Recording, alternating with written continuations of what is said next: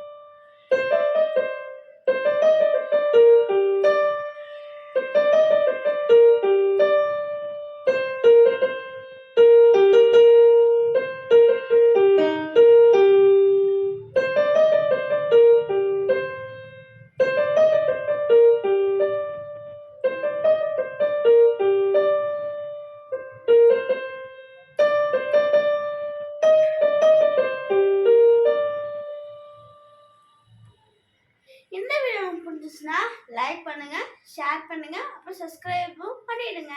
அப்புறம் அப்படியே ஒரு பெல் ஐக்கானையும் தட்டி விட்டுருங்க.